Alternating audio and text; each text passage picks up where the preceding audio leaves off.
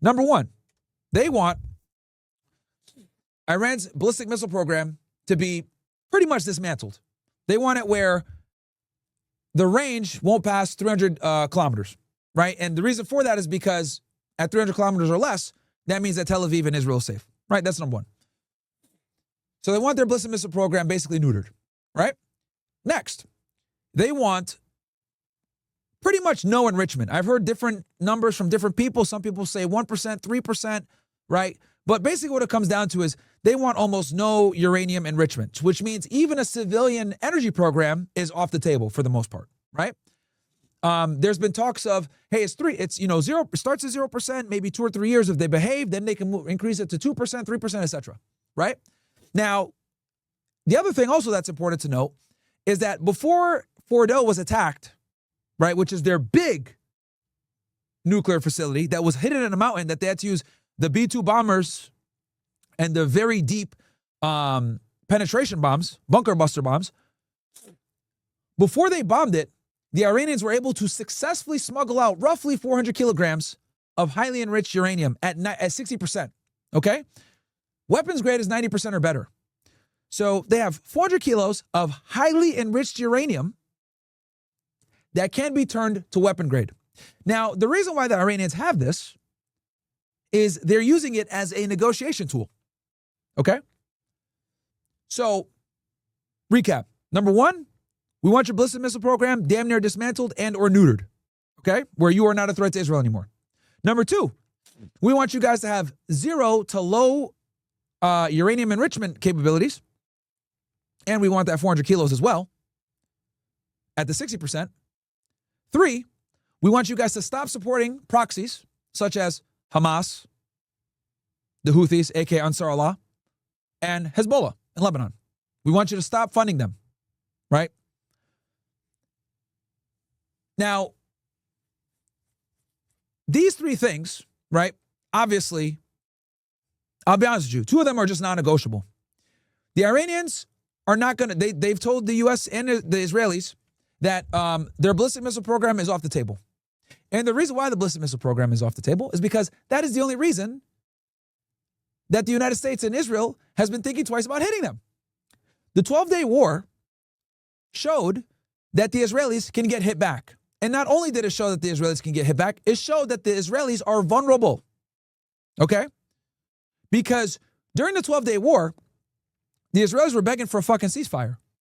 Because in a war of attrition, the interceptor missiles that the Israelis rely upon, that are fired by the Iron Dome and the Arrow and the fucking David Sling, these interceptor missiles are significantly more expensive and harder to procure than the domestically made missiles and drones that the Iranians have. So the longer the war goes on, the higher the likelihood that the Iranians are going to deal some serious damage because missiles are getting through as they lose interceptors. During the 12-day war alone, roughly 25% of their stockpile of interceptor missiles were used. Okay? Now, there was a period of time where the U.S. was only making, like Lockheed Martin was making only about 20 to 40 of these things. Pete Hegseth put in a rush. Now they're going to try to make 400 in a year. Well, here's the problem. The Iranians are domestically producing 300 missiles and drones a month. They've pretty much replenished their stockpile of missiles after the 12-day war. Also, they purchased Chinese technology for air defense. Okay? After the 12-day war, the Iranians figured out one of their weak points. And their biggest weak point is they have an old and outdated air force and their air defense is fucking garbage. They have jets from the 1970s that the Shah had and bought back when we were allies, with the Iranians. And they had older and not as good, less sophisticated, domestically made air defense tools as well as Russian ones. After the 12-day war, Iranian generals or high-level military personnel went right to fucking Beijing, struck a deal with the Chinese, and got a bunch of radars and air defense tools. Okay?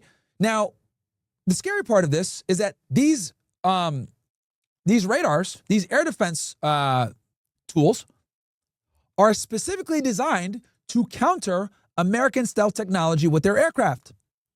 So F-35s, etc. These Chinese radars are designed to combat that. As you guys know, we have a love-hate relationship with the Chinese, and so do the Russians, right? So if you look at the Russians and you look at the Chinese, when it comes to their military technology, it's all to counter American technology, okay? Now, for a very long time, the United States, we've enjoyed military technology. It's all to counter American technology, okay? Now, for a very long time, the United States, we've enjoyed air superiority over other countries. We've sold a lot of F-35 jets. We obviously have the most, advanced ones. When we give our what I call our sales version ones, right? Our international ones that we sell for trade, those are not the same as the ones that we have here domestically. Obviously, they're going to be nerfed a bit, right? For obvious reasons. We want to keep the best technology for ourselves, right? So, but regardless, since the United States has the most dominant military, we are the standard. Since we are the standard, our adversaries, the Chinese and the Russians, have been making technology and or devices to combat our superiority. So it would only make sense that the Iranians will go directly to the Chinese to beef up the weakest component of their armed forces, which is their air defense. This is how the Israelis were able to, really have air superiority during the entire 12-day war. And they did it simply by doing this. They got a bunch of Mossad assets into the country. The Mossad assets, shout out to Zanger for resubscribing. The Mossad assets that were in the country built up drones domestically, so they basically shipped themselves. It was ingenious, actually. They snuck into the country.